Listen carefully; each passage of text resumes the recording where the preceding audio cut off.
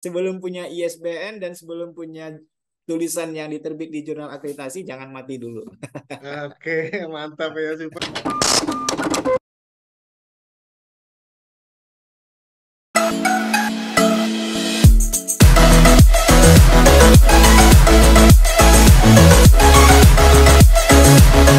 Podcast Bincang Pengadaan bersama Ikatan Fungsional Pengadaan Indonesia will be start and close the door.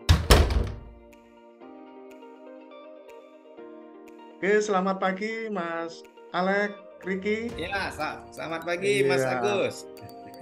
Mas Alek Riki, ini kita membuat sejarah. Hari ini adalah podcast pertama Bincang Pengadaan bersama Ikatan Fungsional Pengadaan Indonesia.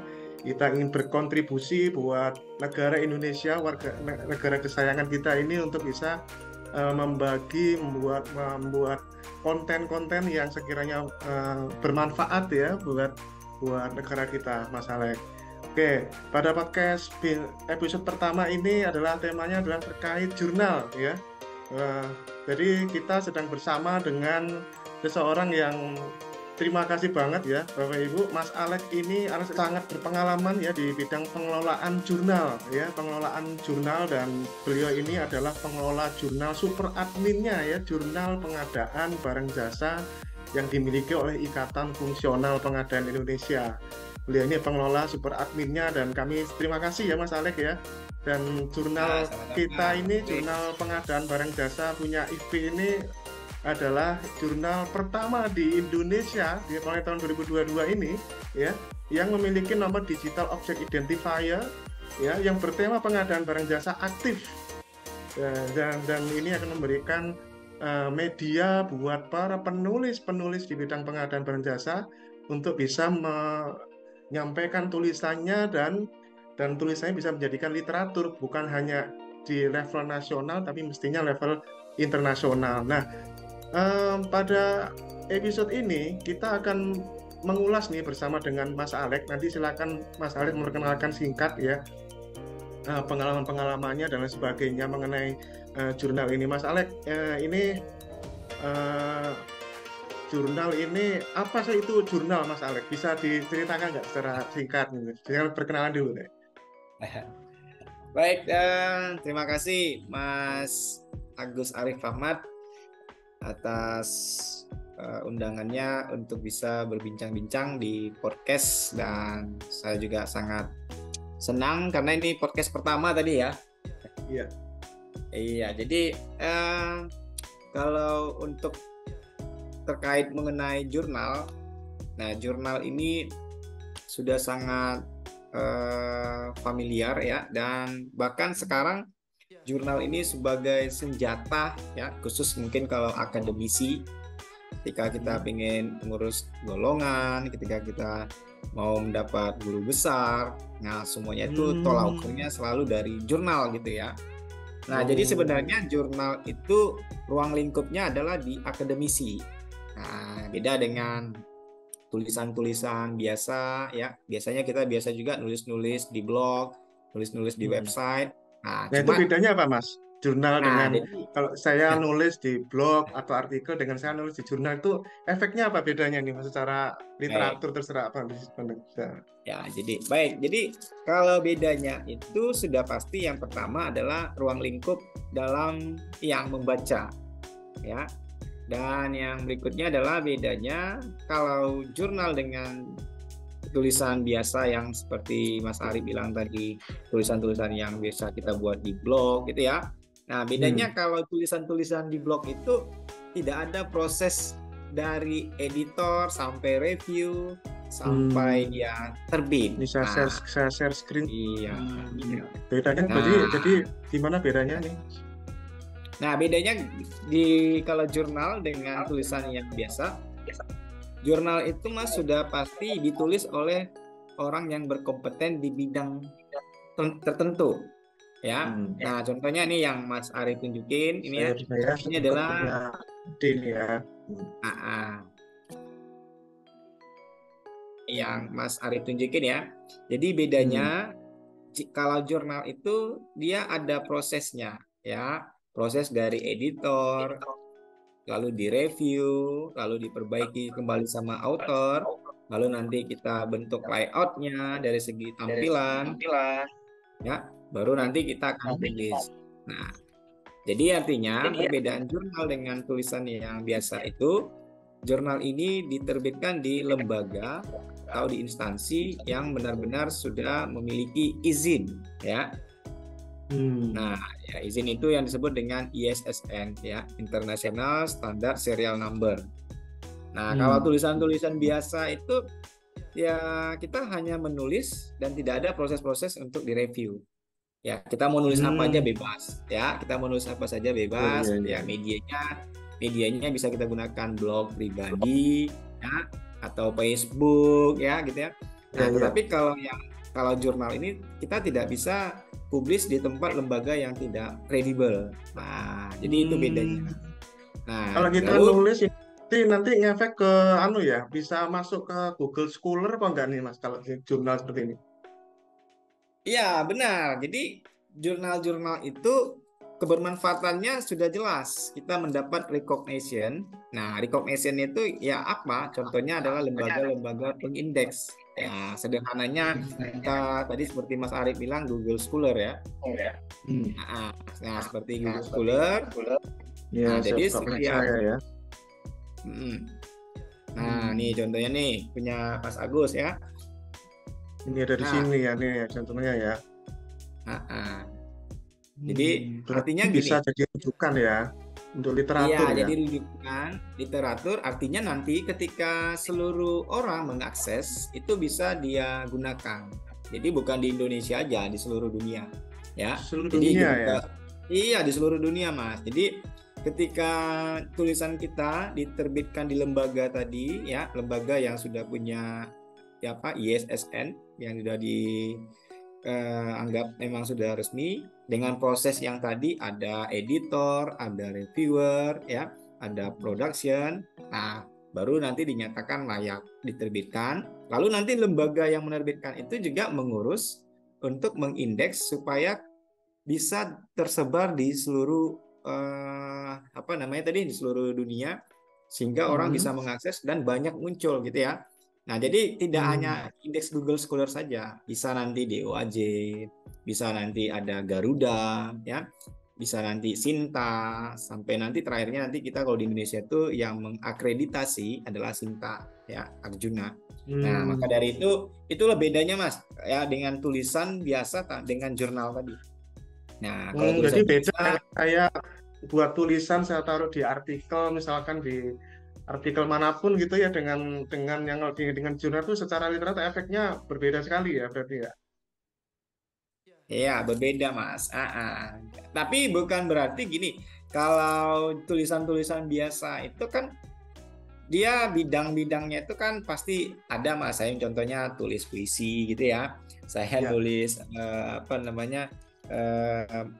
yang tentang kita suka, ya, pengalaman-pengalaman kita tulis di itu. Cuma bisa saja nanti itu, Mas, menjadi bermanfaat juga ketika sesuatu ada orang yang menyusun artikel ternyata ketemu ya ketemu yang contoh Mas Arief tulis, lalu dia akan gunakan itu sebagai referensi. Tetapi biasanya intinya, Mas, bedanya adalah ruang lingkup aja. Kalau jurnal ruang lingkupnya adalah pasti akademisi. Nah, itu sudah pasti. Baik itu mahasiswa, dosen, peneliti dan lain-lain. Nah, kalau setahu Mas Alex ini ya, sejauh ini itu kalau di sektor pengadaan barang dan jasa pemerintah lah ya, literatur terkait dengan dari jurnal itu seberapa banyak, Mas, di Indonesia atau mungkin dunia gitu, Mas, setahunya Mas Alex? Nah, kalau untuk yang pengadaan nih, kebetulan saya juga nih kan lagi ngelola jurnal pengadaannya IPI nih. Nah, kebetulan kan ketika saya mau mendaftarkan ISSN ini, jurnal ini, saya kan cek dulu tuh namanya, saya cek dulu. Dan kayaknya di Indonesia ya, khususnya kalau memang pengadaan, ya ini sih IPI. Maka dari itu kalaupun ada paling dia menjadi ruang lingkup di jurnal tersebut. Contoh nih, kita ada jurnal hukum, tetapi dia masuk Nah, ada satu masuk Ya, ya, ya, fokus ya. ilmunya. Nah, fokusnya mungkin dia masukkan pengadaan. Gitu saja. Tapi kalau spesifik tentang pengadaan ya mungkin ya ini sih IFB ya. Iya, Sama satu lagi ada IAPI. ya. Kita berbarengan ya Iya, dengan IAP benar, ya, karena iya. kan jurnal itu memang sebaiknya kita sendirian seperti ini atau ada gandengannya, Mas, kalau kita dalam satu bidang seperti ini dalam membuat kita dalam membuat meng-create suatu jurnal, menurut menurut Anda gimana, Mas? Baik, kalau untuk kebermanfaatannya Akreditasi sih lah kalau khususnya ini ya. misalnya iya, kalau untuk satu saja, satu bidang ini sih manfaatnya sih besar juga, Mas. Cuman ketika kita sebagai pengurus, nah ini contohnya nih, Mas Arif nih sebagai pengurus, nah kan alangkah lebih baiknya kita nerbitkan jangan di tempat kita. Oh, Nah, malah makanya begitu ya. Saya pikir malah harus di sini iya, enggak ya. Kenapa itu, Mas? Kenapa? tidak. Karena ada nanti konflik interest, ada kepentingan tanda kutip.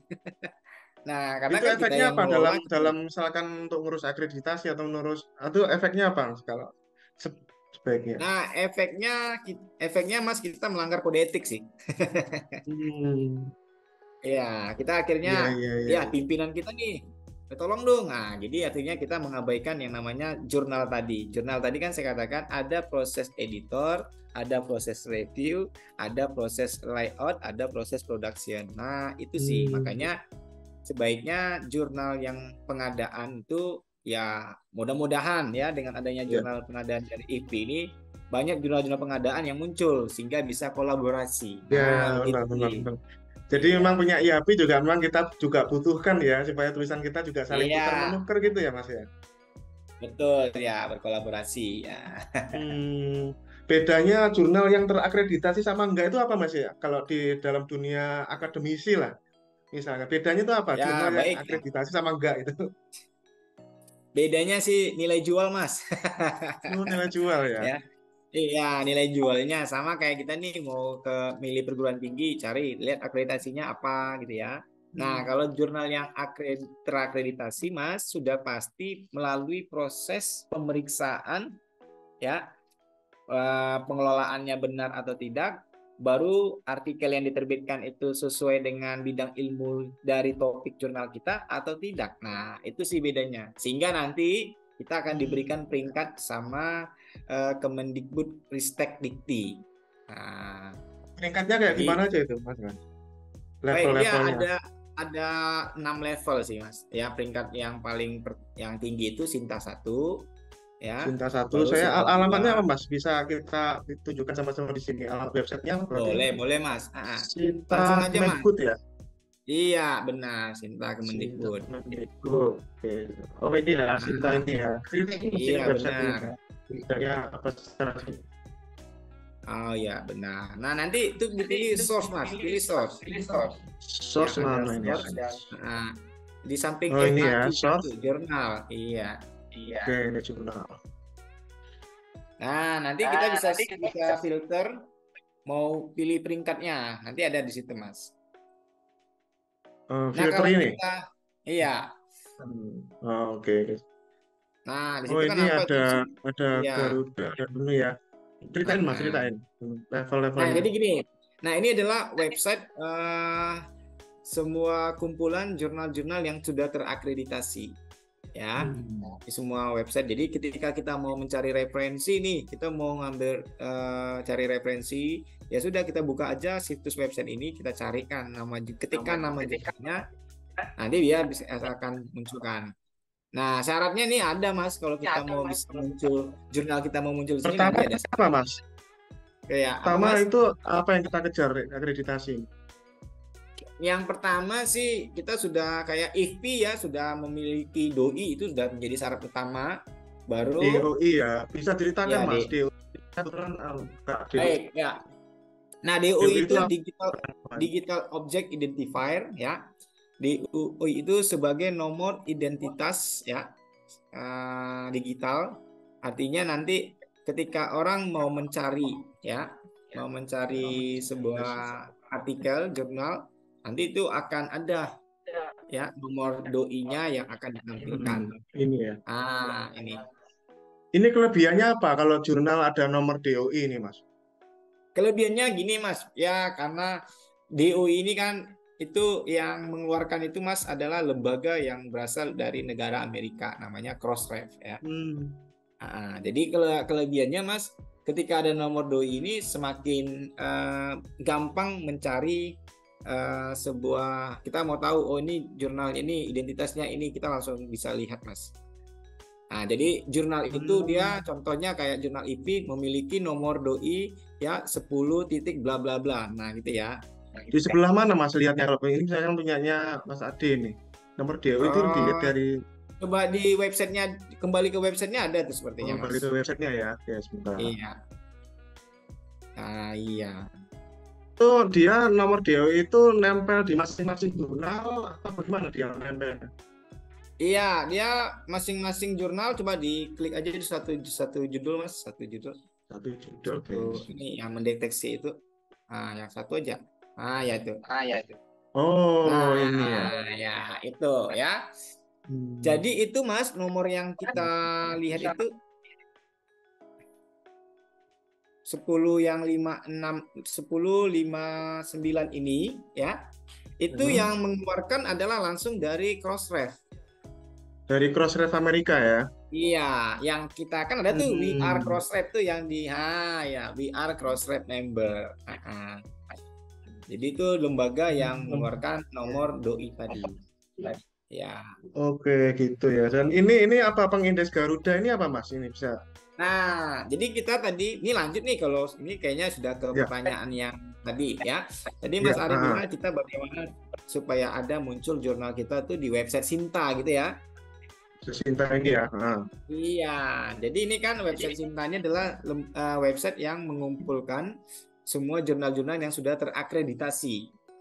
Hmm. Nah, jadi syaratnya ketika kita mau akreditasi harus terdaftar dulu di Garuda gitu. Oh, gitu ya. Ini berarti Nah, tahap pertama adalah terdaftar dan itu nanti akan menjadi daya tarik orang untuk orang masukkan ke jurnal nggak Mas kalau yang sudah terakreditasi? iya sudah pasti Mas, sudah pasti. Ya benar. Oh, Karena gitu gini, ya. mengapa orang semua harus terakreditasi? Ya kalau misalnya tidak terakreditasi nanti seperti dosen itu, peneliti itu Mhm. menerbitkan ke jurnal, nanti mereka kumnya paling kecil, ya angka kreditnya nanti Oh, dinilai itu gitu. kecil. Jadi penulis itu Makanya dia nyari semakin apa ya? Nyari jurnal-jurnal yang terakreditasi ya untuk bisa dihakimi iya kumnya ya. benar. Karena gini Mas, apalagi semua peneliti yang didanai oleh Kemendikbudristek, mereka harus menerbitkan luarannya di akreditasi, jurnal-jurnal yang akreditasi. Oh, Nah, gitu. Jadi itu ya. iya. Jadi pertama Tapi DOI ya, itu sudah memberikan kelebihan ya buat buat kita, kemudian di iya, sisi lain kelebihan-kelebihan terkait dengan akreditasi ya nantinya ya. iya benar. Hmm. Ada terakhir nih Mas, ada Nah, pesan-pesan nggak untuk para penulis atau akademisi ya, atau seluruh ya, dosen seluruh Indonesia lah ya, Anda sebagai praktisi di bidang jurnal ya, dan Anda sangat luar biasa ya, banyak jurnal yang sudah Anda kelola. Anda mulai jurnal apa aja ngomong-ngomong Mas? Sudah jurnal apa aja yang sudah Anda wah, kelola? jurnal yang saya kelola tuh ya ada beberapa bidang Mas, ada yang bidang di komputer, ada yang di bidang humaniora, ada yang di bidang teknik, ya, baru ada Hmm. yang di bidang rumpun ilmu yang Oh, apa namanya, yang banyak lah Mas, pokoknya gabung. iya, Ya, iya, iya, iya, iya. Banyak ya, dan memang benar-benar bidang keilmuannya cukup cukup variasinya ya, cukup banyak juga ya. iya Iya, Mas, iya, karena iya. ada juga sih kontribusi atau kolaborasi itu sangat dipentingkan. Ya kayak saya tuh kolaborasi dengan pertanian juga ada, kolaborasi dengan teknik Hmm. mesin juga ada. Iya, Makanya iya, itu iya. sangat penting. Ya, Ya, oke. Ajakan dan pesan-pesan Mas Alek untuk seluruh penulis ya di bidang pengadaan ini apa, Mas? Pesan-pesan. oke. Juru Mungkin Japung ya, juru ya, Japung ya. fungsional pengadaan. Jadi kalau saya sih menyampaikan kita ini tulislah apa yang kita perbuat, ya. Lalu publislah apa yang sudah kita buat tadi, sehingga itu boleh nanti bermanfaat bagi setiap orang. Apalagi jangan memikirkan menulis nanti nggak ada untungnya, nggak ada ininya, bukan begitu ya. Jadi artinya setiap karya kita itu Mas itu akan abadi. Iya. Ini abadi ya, ini ada terus ya, ini ya jurnal ini ya, ada nggak terus, terhapus ya. dia akan terdaftar, dicari orang pasti ada. Maka dari itu sebelum menulis dan sebelum punya jurnal yang sudah terakreditasi, jangan mati dulu. Iya. Apa namanya slogannya apa, Mas? Sebelum punya ISBN dan sebelum punya tulisan yang diterbit di jurnal akreditasi, jangan mati dulu. Oke, mantap ya, super ya. Jangan mati dulu kalau sebelum punya 10 tulisan di jurnal. Iya, Saya malah impian saya malah Scopus ya. Iya, benar. Iya. Dan mungkin Oke. ada sedikit yang paling penting ini ya, karena beberapa minggu ini kita sudah mendapat warning dari kementerian terkait akreditasi ya Mas. Ini banyak nih, akhirnya dengan adanya akreditasi larinya ke bisnis, bukan lagi ke akademisi. Iya, kita sudah banyak warning, akhirnya tulisan itu apapun yang ditulis tanpa ada proses diterima, sehingga kebermanfaatannya sangat kecil.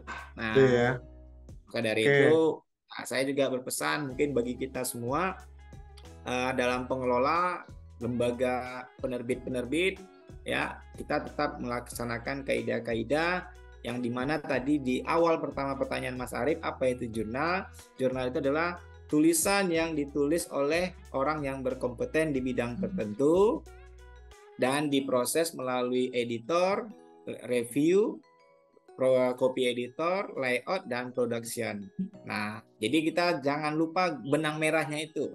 Kalau tidak ada itu lagi, berarti tulisannya tidak yang berkompeten. Nah, itu sih. Oke, terima kasih Mas Alek. Ya, rekan-rekan semua, seluruh insan pengadaan di seluruh Indonesia, ya.